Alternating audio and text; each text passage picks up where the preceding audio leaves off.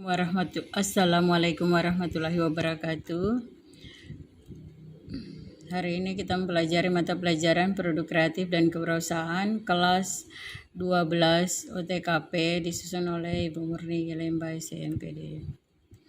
Nah, di sini kita pelajari tentang laporan keuangan, kompetensi dasar, menentukan standar laporan keuangan, membuat laporan keuangan. Persepsi pencatatan aktivitas keuangan adalah hal wajib yang harus dilakukan oleh mereka yang punya usaha. Bukan hanya besar saja, usaha berskala kecil juga harus mempunyai catatan keuangan.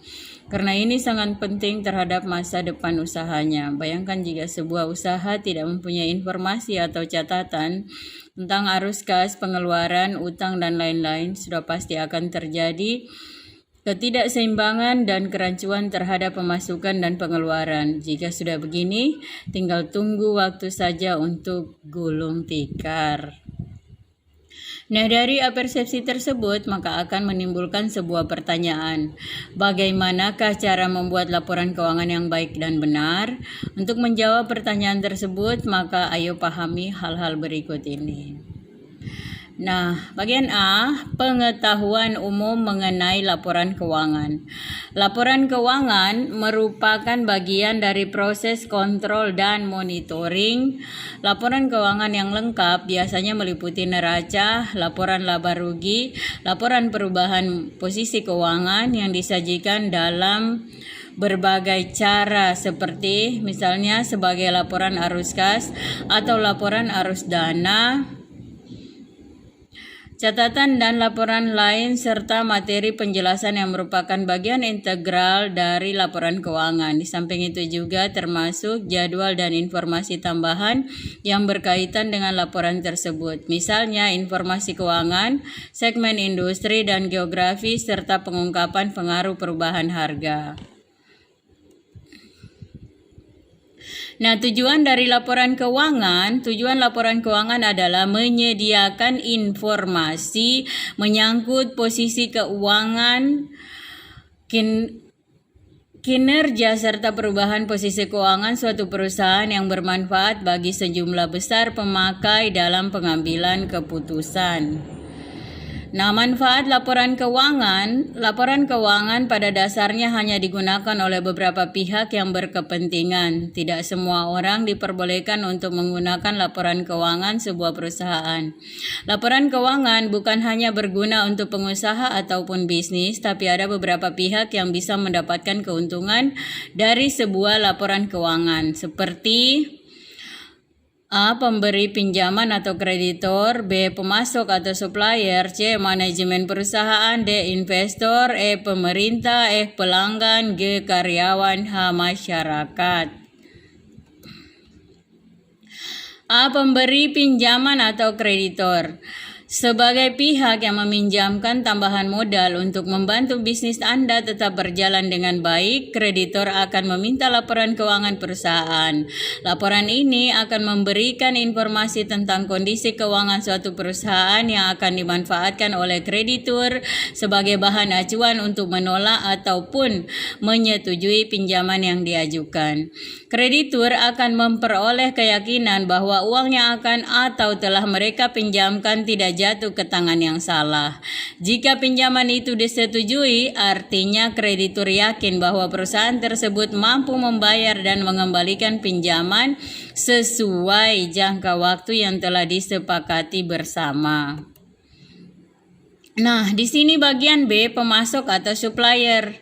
Pemasok atau supplier juga berhak mengetahui laporan keuangan perusahaan Anda, terutama jika Anda membeli barang dengan sistem kredit atau tidak langsung dibayar tunai. Dengan informasi yang disajikan pada laporan tersebut, supplier bisa mengambil keputusan apakah perusahaan Anda memiliki kemampuan membayar tagihan sesuai nominal yang tertera atau tidak. Jika perusahaan dinilai tidak mampu, supplier akan menolak kerjasama dengan perusahaan atau dapat mengajukan negosiasi dalam kerjasama tersebut.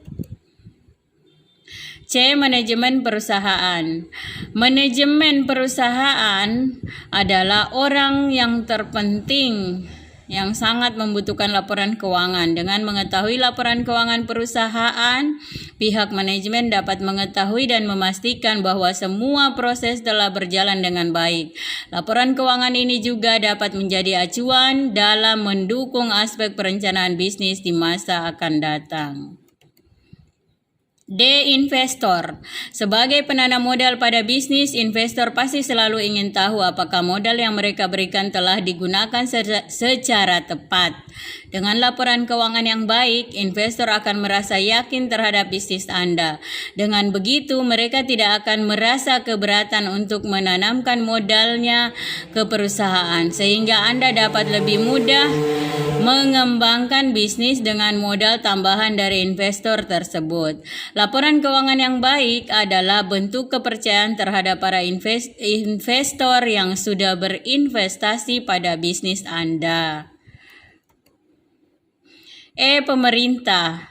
Setiap bisnis yang terlapor akan memiliki kewajiban terhadap pemerintah untuk membayar pajak. Besaran pajak yang dibayarkan akan sesuai dengan besaran angka yang tertulis dari laporan keuangan yang dimiliki oleh bisnis. Semakin awal merapikan dan membuat laporan keuangan, Anda akan terhindar dari masalah penting terkait kewajiban pajak seperti penggelapan pajak yang akan terkait masalah hukum atau pengurangan pajak tertanggung yang justru akan memberi keuntungan bagi bisnis.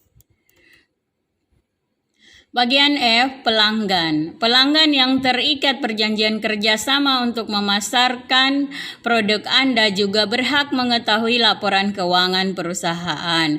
Mereka berhak tahu kelangsungan bisnis, terutama jika mereka terkait dengan perjanjian jangka panjang dengan bisnis Anda. Laporan keuangan yang baik akan menunjukkan riwayat bisnis yang baik sehingga akan meyakinkan pelanggan untuk mengambil sebuah kesepakatan kerjasama.